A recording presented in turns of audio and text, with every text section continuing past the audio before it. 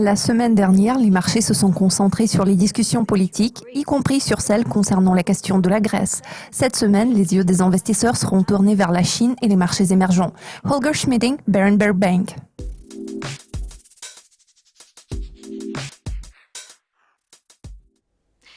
Jeudi dernier, la BCE a maintenu inchangé ses taux d'intérêt, déclarant que sa politique était efficace, mais plus de temps était nécessaire pour que l'impact devienne visible. Quand la Banque centrale pourrait-elle modifier sa politique monétaire à votre avis ? En règle générale, il faut attendre entre 6 et 12 mois pour commencer à voir l'impact de la politique monétaire. À cet égard, l'argument de la Banque centrale européenne est tout à fait raisonnable. Cela prendra évidemment du temps. Au cours des 6 prochains mois, il sera important de surveiller l'évolution de la confiance des entreprises. Une accélération du rythme de croissance des prêts est également cruciale. Dans le meilleur des cas, la BCE n'aura pas besoin de recourir à plus d'assouplissement monétaire au-delà de l'ensemble des mesures de relance qu'elle a mises en œuvre au mois de mars.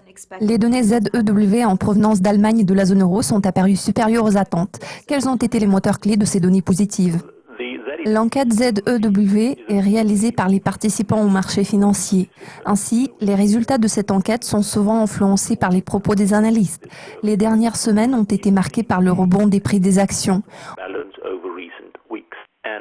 En termes économiques, cela s'explique notamment par l'affaiblissement graduel des préoccupations globales par rapport à un atterrissage brutal, à l'escalade de la crise sur les marchés émergents, ainsi que par rapport à la menace d'une nouvelle récession aux États-Unis. En toute logique, certaines préoccupations qui hantaient les marchés financiers en janvier et en février se sont déjà dissipées. En résultat, les perspectives économiques mondiales semblent être un peu plus optimistes à l'heure actuelle. Cet avis est partagé par la majorité des analystes. L'emploi britannique a progressé pour la première fois depuis la mi-2015. Cette amélioration sera-t-elle durable ou bien croyez-vous que les employeurs britanniques vont préférer s'abstenir d'embaucher du personnel supplémentaire avant que les choses ne deviennent plus claires concernant l'avenir du pays au sein de l'UE ?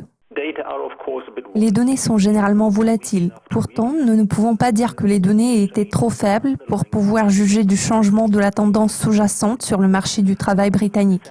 En revanche, nous voyons apparaître les premiers signes du fait que les entreprises font preuve de prudence avant le référendum, ce qui se fait ressentir sur le marché de l'emploi.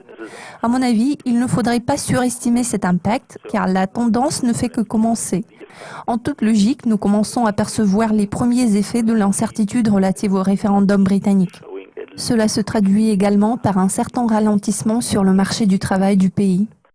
En mars, les reventes de logements ont rebondi plus que prévu aux États-Unis, ce qui témoigne de la bonne santé du marché immobilier du pays. Pourtant, certains facteurs pointent vers une légère stagnation de la croissance au premier trimestre. Comment évaluez-vous la santé générale de l'économie américaine dans son ensemble en ce moment ? Je crois que nous ferions mieux de ne pas accorder trop de poids aux données sur le PIB américain du premier trimestre. En règle générale, ces données ont tendance à être plus faibles que pendant le reste de l'année. À mon avis, ce sera également le cas cette année. En ce qui concerne les données économiques fondamentales, il est à noter que les données fondamentales sous-jacentes, telles que la performance du marché du travail, les chiffres des dépenses des consommateurs et la situation sur le marché immobilier, montrent des résultats assez solides. Nous observons une croissance soutenue de la demande sur le marché immobilier américain. Nous nous attendons à sa progression continue. Enfin, que pouvez-vous dire sur les facteurs qui ont exercé le plus d'impact sur les marchés financiers la semaine dernière ? La semaine dernière, les marchés se sont concentrés sur les discussions politiques, y compris celles concernant la question de la Grèce. Pourtant, cela n'a pas affecté les marchés.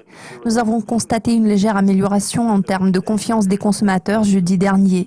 Cependant, cette publication n'a pas été suffisante pour secouer les marchés. En toute logique, nous nous sommes retrouvés dans une situation où les publications de données de moindre importance n'ont pas d'impact sur les marchés. Cette semaine, les yeux des investisseurs seront tournés vers la Chine et les marchés émergents. Les participants au marché cherchent à comprendre si la situation commence à s'améliorer sur ces marchés. Holger, merci beaucoup pour votre participation. C'est tout pour le moment. Je suis Louise McCauley. À la prochaine.